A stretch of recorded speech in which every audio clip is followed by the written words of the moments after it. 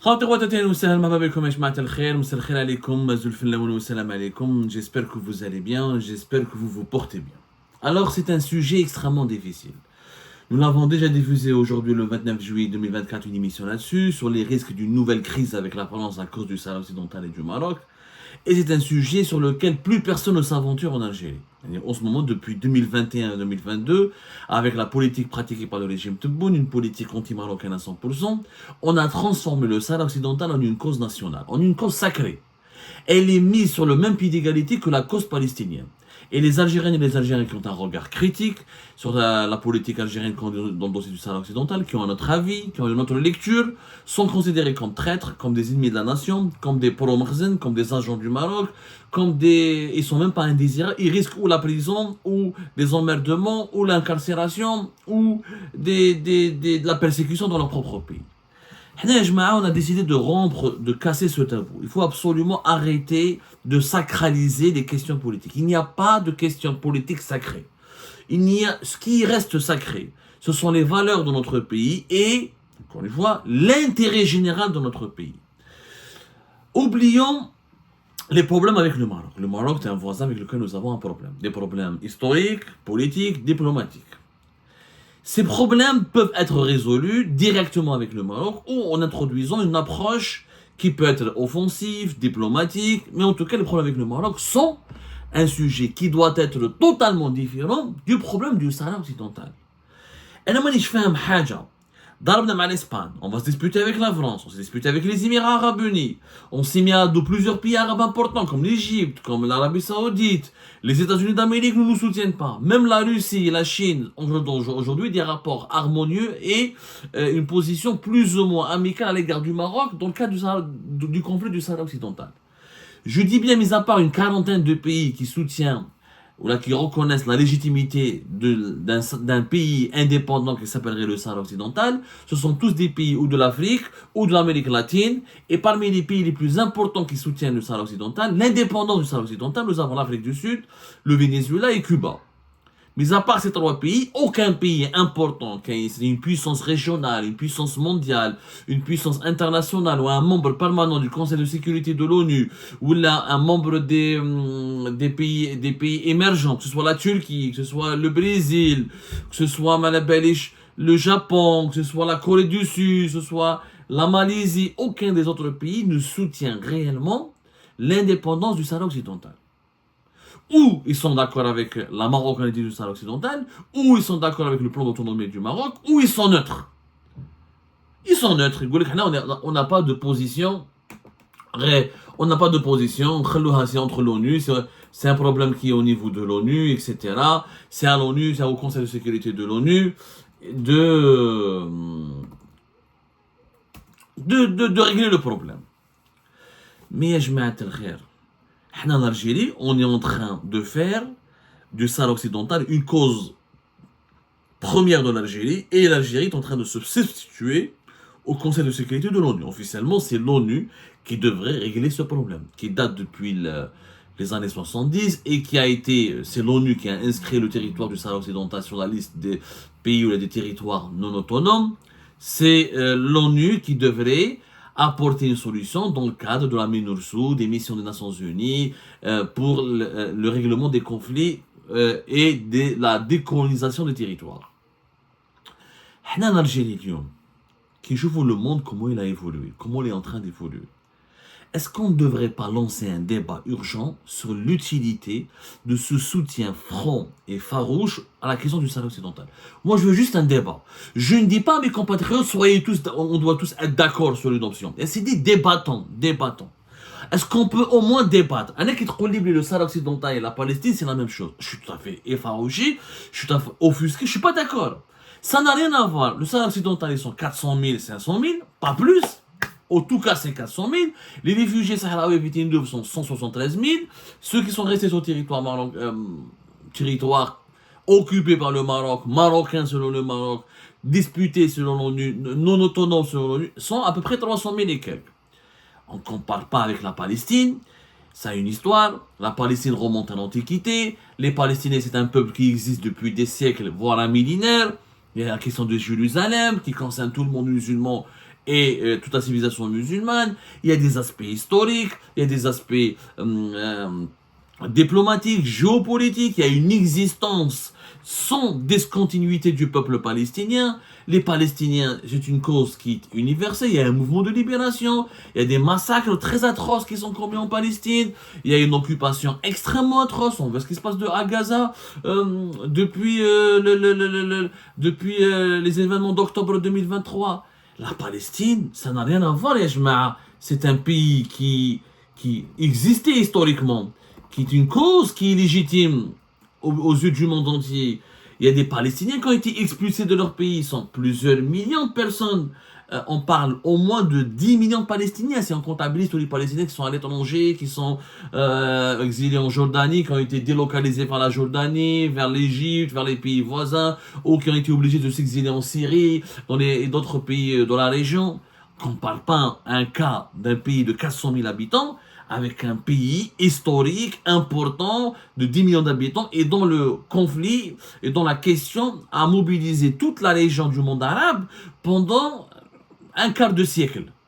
Pendant la moitié d'un siècle, maintenant, les années 60, Warwah. Ça n'a rien à voir. Ça n'a strictement rien à voir. Et la mobilisation de la communauté internationale pour la Palestine n'est pas la même pour le Sahara occidental. Ça n'a rien à voir. Donc, la Palestine et le Sahara occidental, c'est la même occupation. C'est pas du tout la même occupation.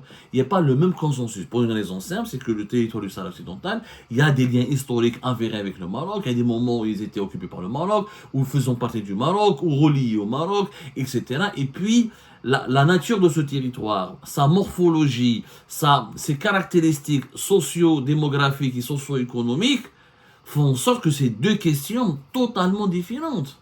La Palestine, elle a une existence qui remonte à l'Antiquité. On parlait de Philistins.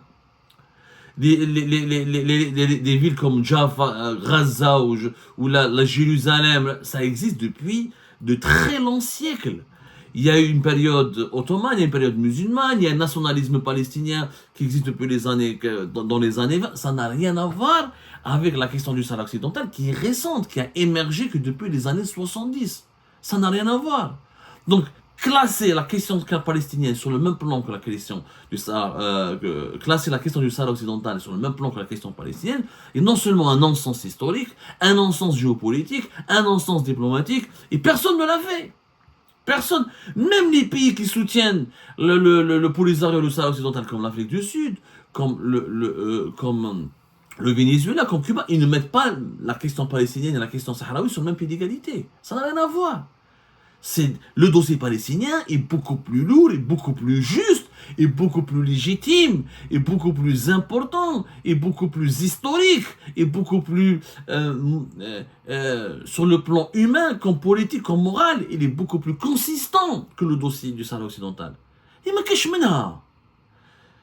en Algérie, on a été Algérie-Pat, le seul média, vous pouvez le lire le 21 février 2022, qui en fait une enquête sur ce que nous coûte la République sahraoui, ce que nous coûte de soutenir le Sahara occidental et l'option de son indépendance. Je rappelle encore une fois que l'ONU a classé le territoire du Sahara occidental comme un territoire en décolonisation, non autonome. Mais elle ne dit pas pour autant qu'il doit être indépendant.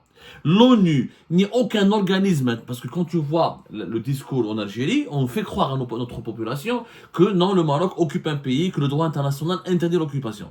Le droit international dit pour le moment que c'est un pays qui cause problème, que c'est un statut non autonome, que ce pays est l'un des territoires qui doit être décolonisé. Mais il ne dit pas pour autant qu'il faut absolument qu'il soit indépendant. C'est complètement faux.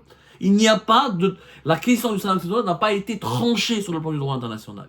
Pour qu'elle soit tranchée, il faut un référendum d'autodétermination. L'organisation de ce référendum n'est pas possible à l'heure actuelle parce que les populations qui habitent au Sahara occidental ne sont plus que des Sahraouis. Il y a pas mal de Marocains qui sont venus avant même les années 70, hors des années 70, et aujourd'hui le territoire compte 500 000 et quelques personnes, et il y a autant de Sahraouis que de Marocains. Si on organise un référendum, c'est comme la Nouvelle-Calédonie. La Nouvelle-Calédonie, en France, ils ont le même problème. Il y a eu des émeutes récemment en Nouvelle-Calédonie.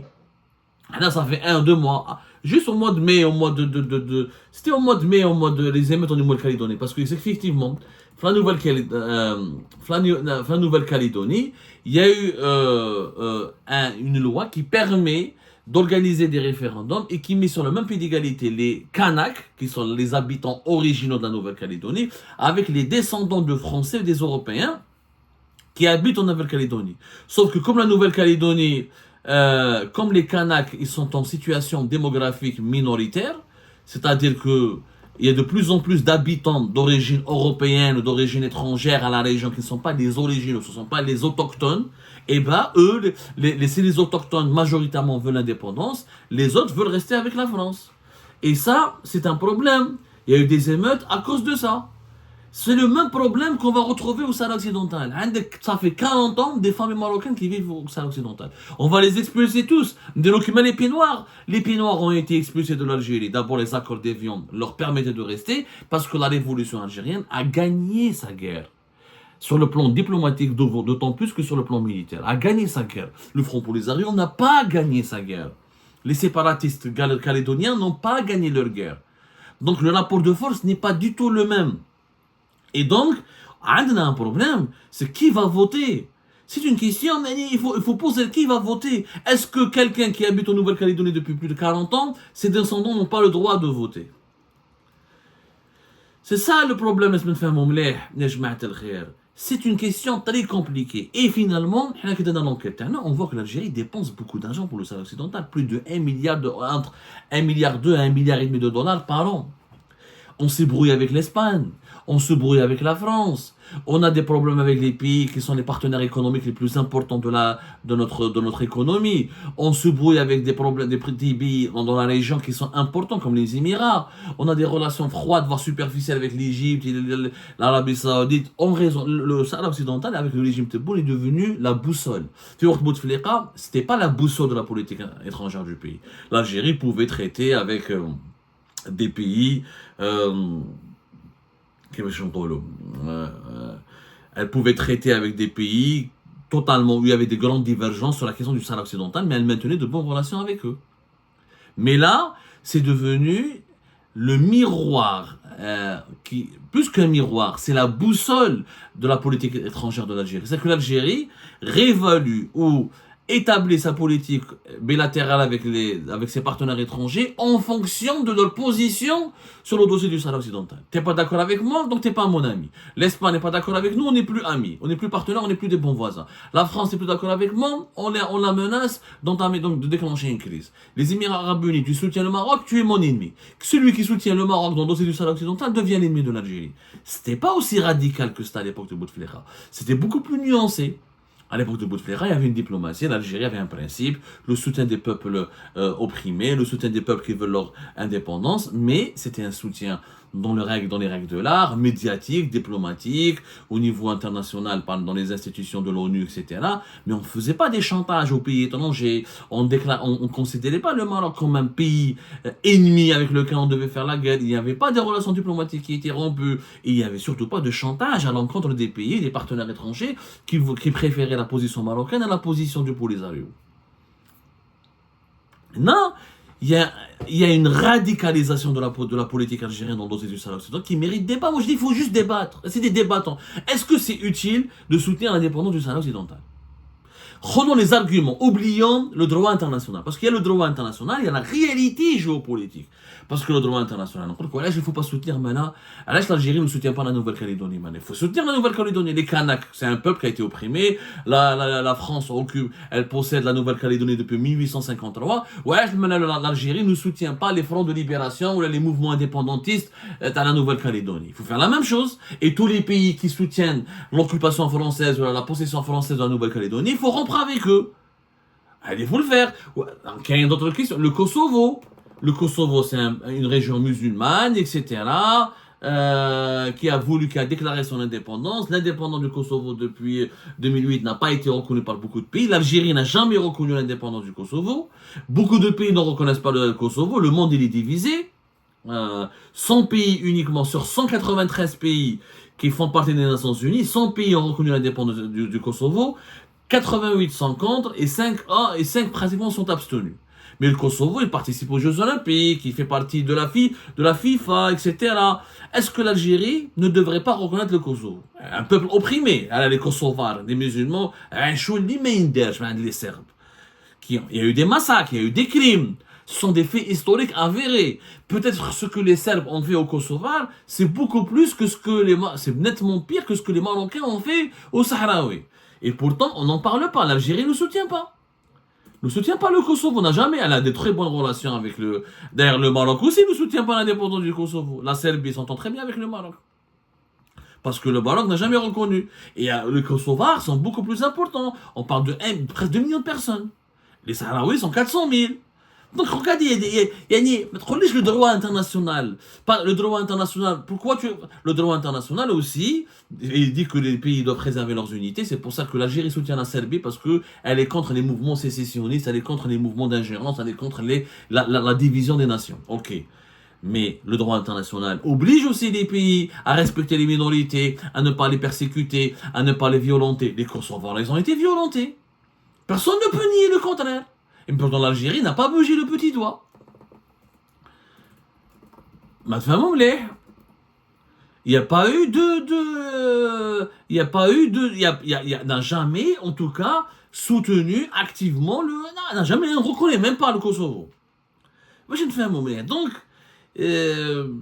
Zid, il y a d'autres cas. Il y a Azawef, nord du Mali. Donc il faut reconnaître l'indépendance des Touaregs. Les Touaregs qui veulent d'un pays indépendant, ils ont été aussi persécutés au Salam Machakil, les autorités maliennes de Bamako. S'il faut soutenir toutes les minorités qui veulent créer un État, il y a énormément de minorités qui sont la minorité musulmane, les musulmans de la Birmanie, la minorité musulmane en Chine.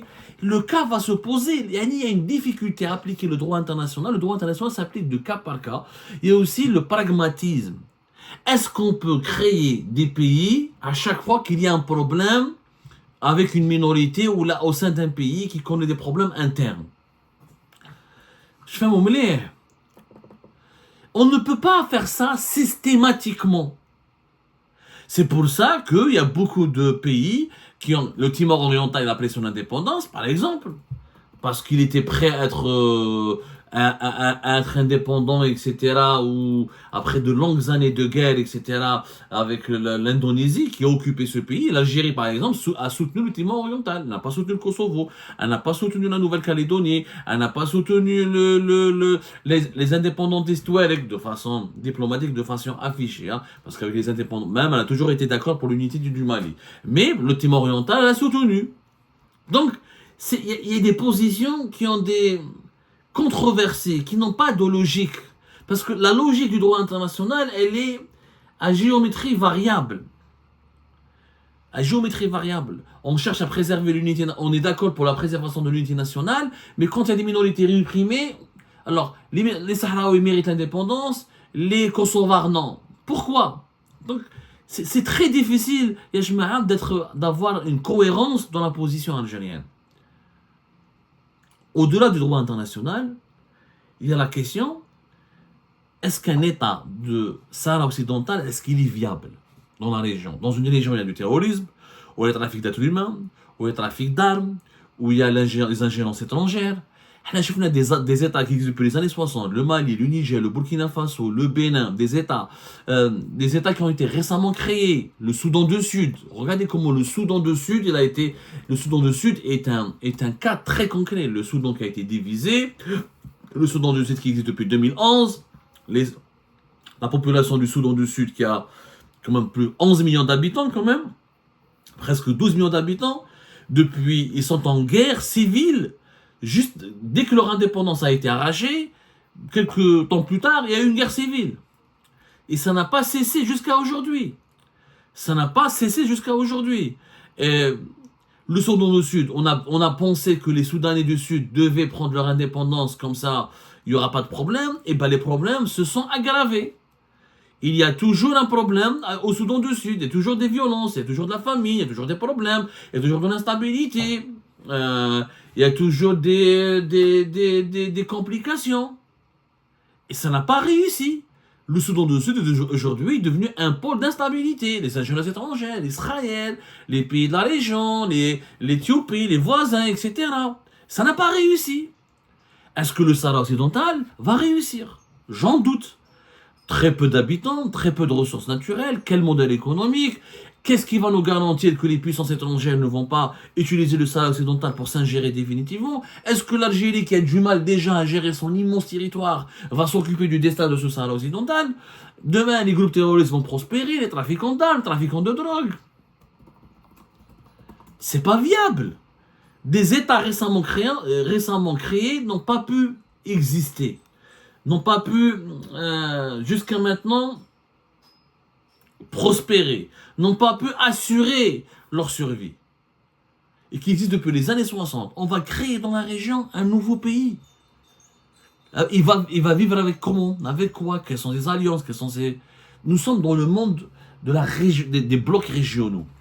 On n'est pas dans le monde des micro-États. Les micro-États n'arrivent pas à subsister. Ne me dites pas le Qatar. Le Qatar est un exemple très exceptionnel parce qu'il a énormément de pétrole et de gaz surtout. Et qu'il a fait des jeux d'alliance. Il a la protection de la Turquie, il a la protection des États-Unis d'Amérique, il a une proximité, de bonnes relations avec l'Iran. Mais très peu de micro-États ont pu exister ou survivre juste après leur indépendance.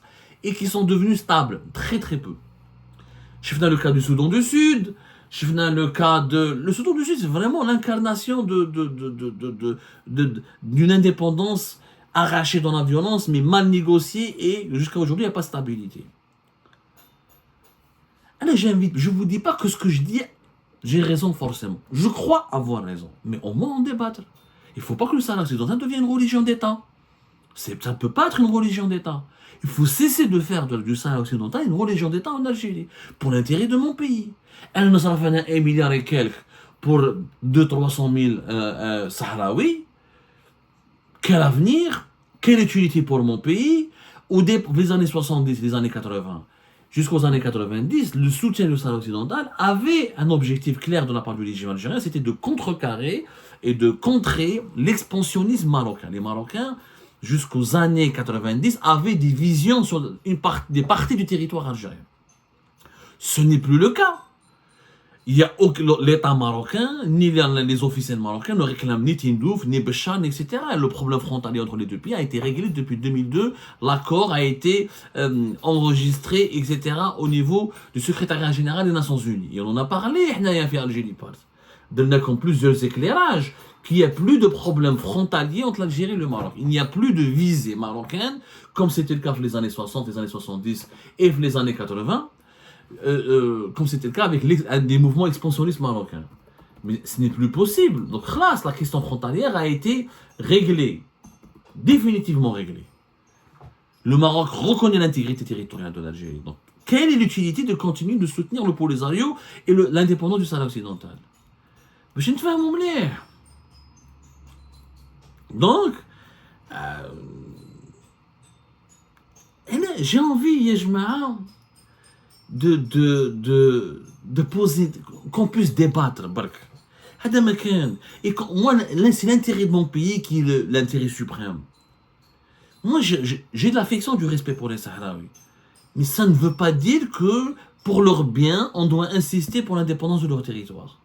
D'ailleurs, on ne sait pas si vraiment ça fera partie de leur bien ou est-ce que c'est vraiment, ça fera leur bonheur. Je pense qu'il faut être pragmatique.